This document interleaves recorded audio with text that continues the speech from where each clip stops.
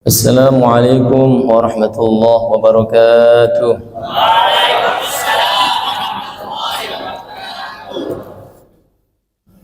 Alhamdulillah.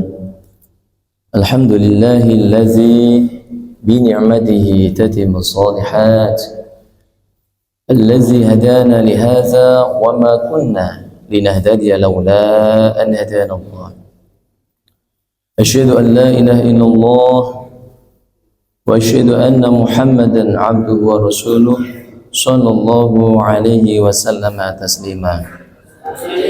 Allahumma salli wa sallim wa barik ala sayyidina Muhammad wa ala ali sayyidina Muhammad, amma ba'du. Hadirin wal hadirat rahimakumullah. Alhamdulillah, dalam kesempatan yang penuh barakah ini kita bisa berkumpul bersama, bisa hadir dalam keadaan sehat walafiat.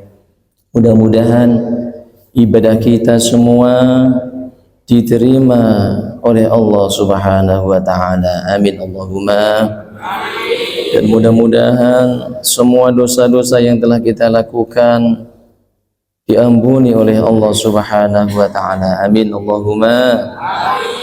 Amin Allahumma.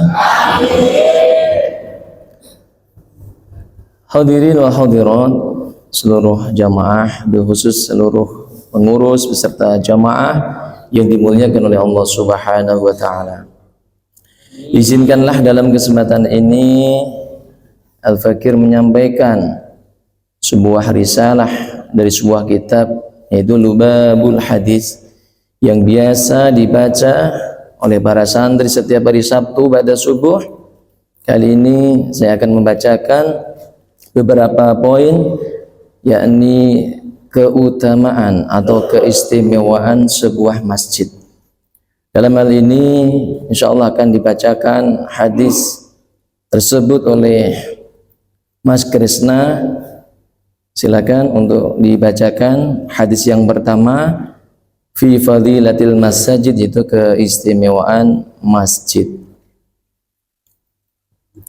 Wa sallallahu alaihi wasallam, Allahumma shalli man takallama bi kalamin dunya fil masjid ahbatallahu amalahu arba'ina sanatan. Yang artinya Nabi kita Muhammad sallallahu alaihi wasallam telah bersabda, barang siapa mengobrol dengan obrolan dunia di dalam masjid, maka Allah menghapus amalnya selama 40 tahun. Nah, ini perlu kita cermati bersama-sama. Rasulullah Shallallahu Alaihi Wasallam mewanti-wanti kepada kita semuanya agar jangan sembarang dalam kita menggunakan tempat, dalam hal ini adalah masjid. Masjid ini tempat untuk beribadah. Masjid ini tempat untuk belajar ilmu dan yang manfaat lainnya. Dan jangan sekali-kali kita di dalam masjid membicarakan urusan-urusan dunia, semisal menipu, berbohong, menghibah, dusta, fitnah, dan lain sebagainya. Allah akan menghapus amal yang telah dilakukan selama 40 tahun. Kalau ini kita tidak bisa mengfungsikan sebagaimana masjid itu sendiri. Karena masjid ini adalah merupakan tempat wadah bagi orang Islam untuk beribadah kepada Allah Subhanahu wa ta'ala.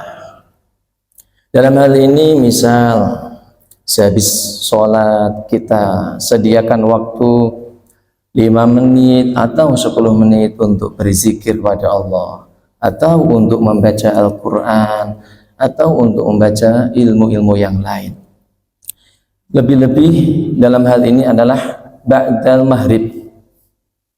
Waktu ba'dal maghrib, orang tua kita dahulu selalu menekankan kepada kita semua. Habis maghrib, televisi apapun di rumah itu dimatikan. Gunakan untuk mengaji Al-Quran, lebih-lebih di dalam masjid. Jangan sampai kita sebagai orang Islam habis maghrib tidak membaca Al-Quran, malah yang lainnya para jamaah. Usahakan masjid ini tiada lain ketika orang berada di dalam masjid berzikir pada Allah, membaca Al-Quran, lebih-lebih ba'da sholat maghrib. Karena ini waktu yang sangat bagus untuk beribadah kepada Allah dan untuk berdoa kepada Allah Subhanahu wa ta'ala. Oleh karenanya, hindari perkara-perkara yang berbau dunia ketika kita berada di dalam masjid. Silakan hadis yang kedua. Wa qala sallallahu alaihi wasallam, innal malaikata yatakarrabuna minal mutakallimina fil masjidi bi kalamil ladwi wal yawmi, yang artinya Nabi kita Muhammad sallallahu alaihi wasallam telah bersabda, sesungguhnya malaikat benci dari orang-orang yang ngobrol di dalam masjid dengan obrolan yang tidak penting dan dosa. Hadis yang kedua, sesungguhnya malaikat itu membenci terhadap manusia, terhadap seseorang, baik laki-laki atau perempuan, baik dewasa atau remaja, sampai-sampai ngobrol dengan obrolan yang tidak ada manfaatnya, yang tidak ada maslahatnya untuk masjid atau untuk umat. Ini malaikat sangat membenci. Apalagi ada manusia di situ yang membicarakan urusan-urusan dunia, membicarakan perkara-perkara yang tidak penting, apalagi ada unsur-unsur dosa di dalamnya. Oleh karenanya, ini sabda Nabi, hendaknya kita mengaji hadis, mengaji kitab-kitab yang lain dari ulama-ulama kita, hendaknya kita mengamalkan. Sebab ketika kita punya ilmu hanya sekedar koleksi belaka, meskipun puluhan tahun kita mengaji, tidak akan berbekas para jamaah. Meskipun kita hanya mengaji cuma 1 hari, tapi diamalkan, Masya Allah, itu lebih bermanfaat daripada kita mengaji bertahun-tahun tapi tidak pernah kita amalkan. Artinya apa? Ketika kita punya ilmu, berusahalah kita bersama-sama untuk mengamalkan. Kabura maqtan indallahi an taqulu ma la taf'al. Allah membenci bagi orang-orang yang mengatakan, mengetahui sebuah kebaikan tapi tidak mengamalkannya. Inilah yang harus kita pahami bersama-sama para jamaah untuk mengamalkan ilmu. Telah kita ketahui bersama Masjid Al-Jihad ini, Masya Allah, kajian-kajian sangat banyak. Tugas kita apa? Ayo bersama-sama untuk berusaha mengamalkan yang kita mampu.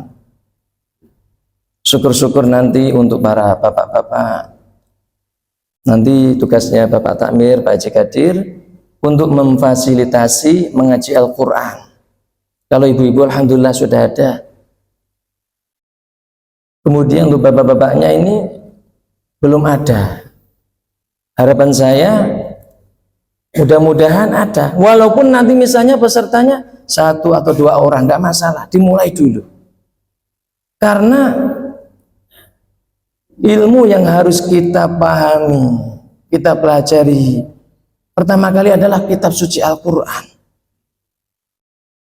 Bagaimana kita bisa sholat dengan baik, sesuai standar ilmu syariat, ilmu fikihnya, manakala kita membaca Al-Quran tidak bisa. Ini renungan kita bersama para jamaah. Mengaji beberapa hadis sudah ada, beberapa nasihat kitab-kitab sudah ada, tinggal kita sempurnakan bagaimana di dalam Masjid Al-Jihad ini ada pengajian membaca Al-Quran. Seperti halnya di Bia Cukai, ketika saya ada jadwal di Bia Cukai itu masjid yang Masya Allah ada urutan-urutan orang-orang yang berjamaah di situ mempelajari sebuah ilmu, mulai dari belajar Al-Quran, belajar tarjim, belajar tafsir, belajar fikih, itu ada. Dan alhamdulillah di situ berjalan sangat luar biasa. Meskipun orang-orangnya sibuk, tetapi menyempatkan untuk belajar ilmu-ilmu itu meskipun waktunya terbatas.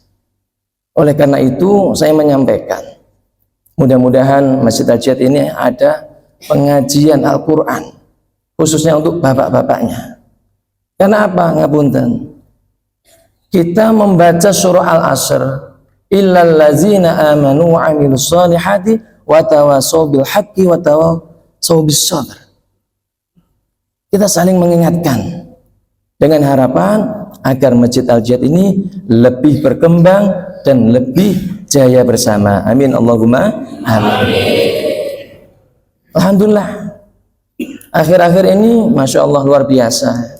Ada hari-hari besar, peringatan-peringatan besar, selalu ada acara, Masya Allah luar biasa. Dan kita lengkapi kekurangan-kekurangan yang ada, bersama-sama kita isi, kita support bersama-sama dengan harapan agar Masjid Al-Jihad ini menjadi contoh daripada masjid-masjid yang lain.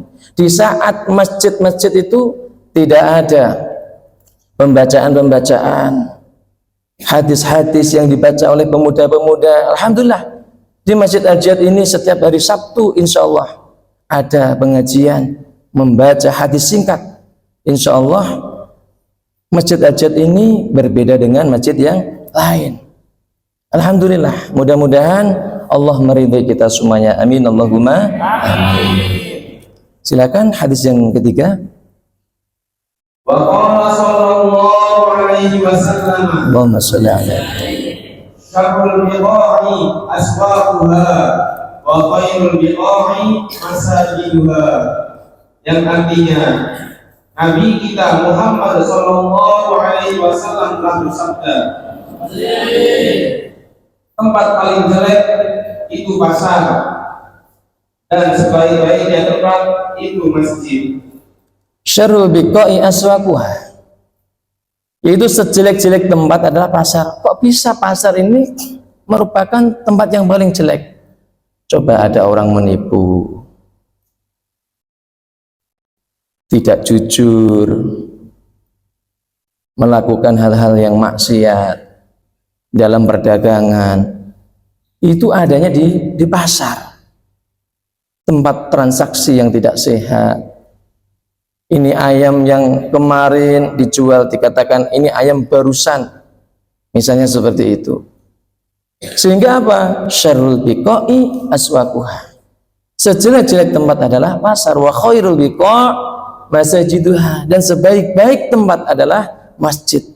Karena apa? Masjid ini tempat ibadah, tempat untuk menuntut ilmu, tempat solusinya masyarakat. Sehingga masjid ini mari kita rawat bersama-sama agar fungsinya sebagaimana Nabi Muhammad SAW sampaikan, agar bisa digunakan untuk hal-hal yang bermanfaat.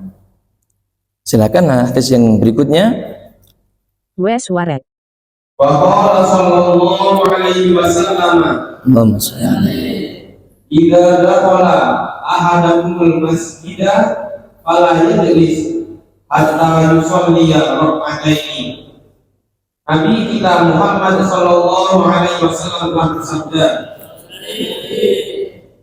apabila salah satu dari kalian masuk ke dalam masjid, maka jangan duduk hingga sholat 2 rakaat. Nah, ini merupakan sebuah dalil bagaimana kita ketika masuk ke dalam masjid jangan langsung duduk terlebih dahulu, melainkan sholatlah 2 rakaat terlebih dahulu. Idza dakhala ahadukumul masjidah fala yajlis.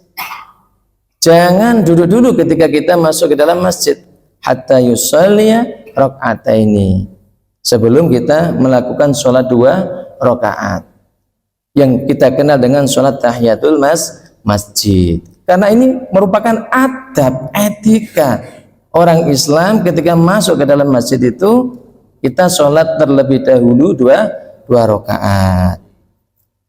Lanjut. Wa qala sallallahu alaihi wasallam, Allahumma shalli alaihi.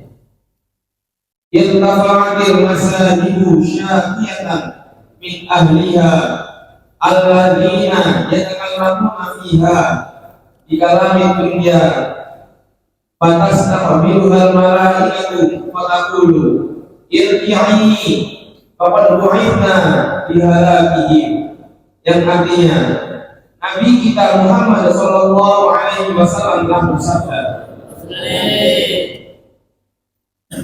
masjid mengadu yang menghuninya orang-orang yang di dalamnya ngobrol dengan obrolan dunia, maka para malaikat berkata, kembalilah kamu, sungguh kami diutus untuk menghancurkan.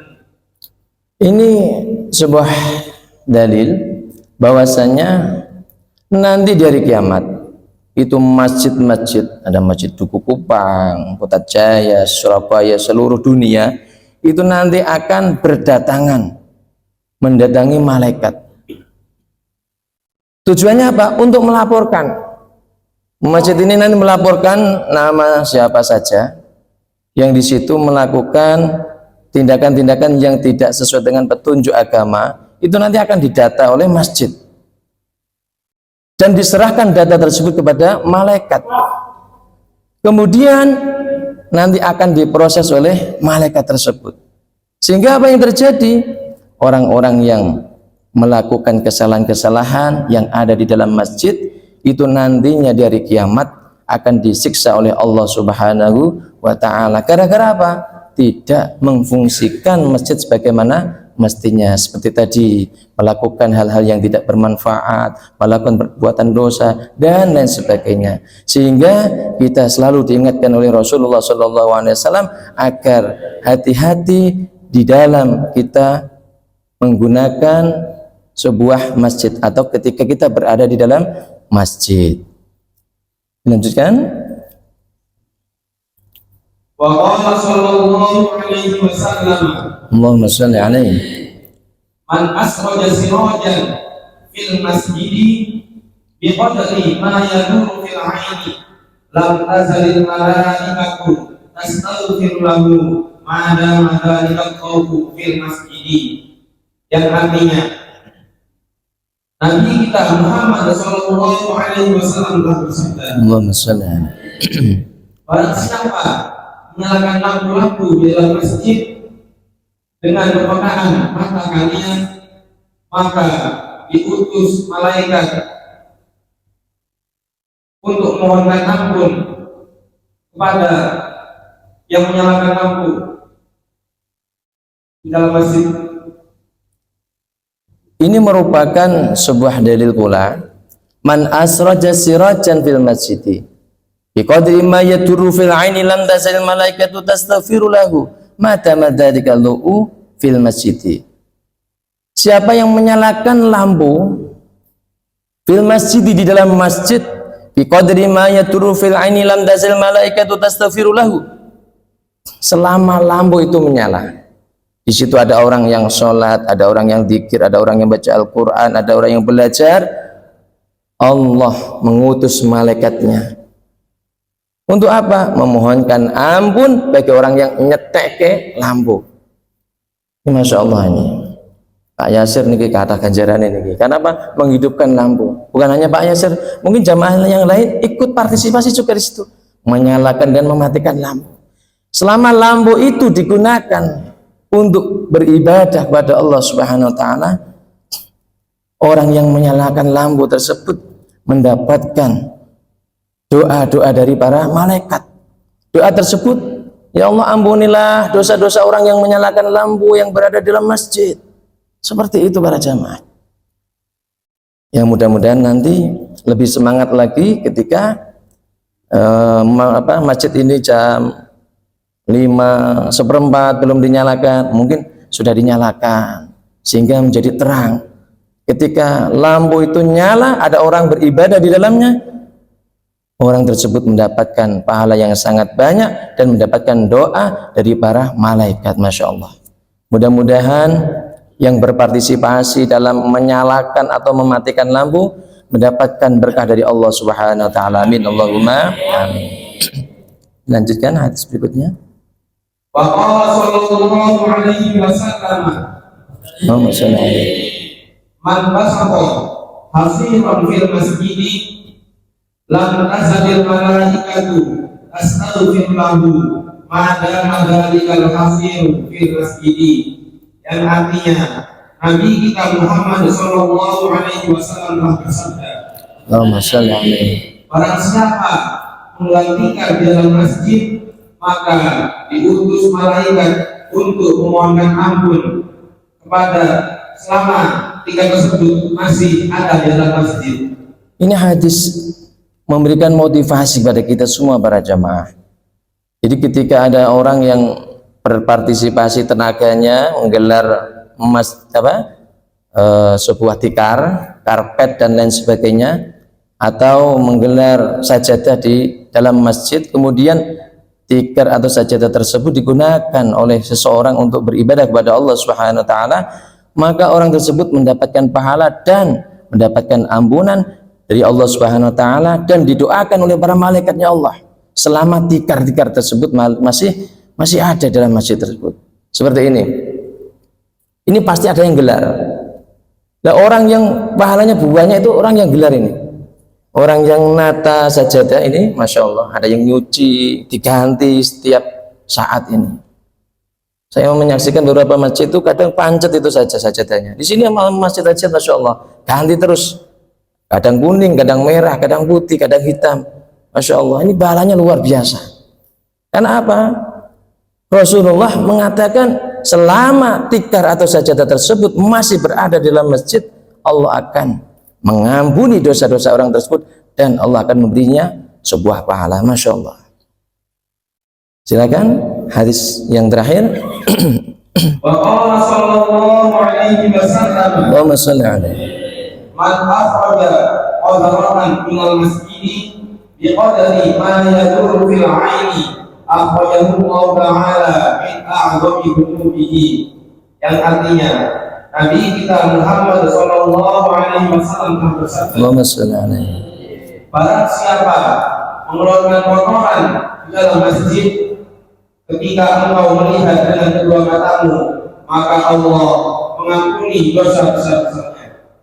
Nah, di sini hadis Nabi Muhammad SAW dalam hal ini sebagai penutup daripada kajian subuh ini adalah siapa yang membuang kotoran sampah atau najis berada di dalam masjid, dengan melihat kemudian dibuang, dibersihkan, disucikan, itu Masya Allah, Allah akan mengampuni dosa-dosa kita dan membebaskan diri kita dari melakukan dosa besar.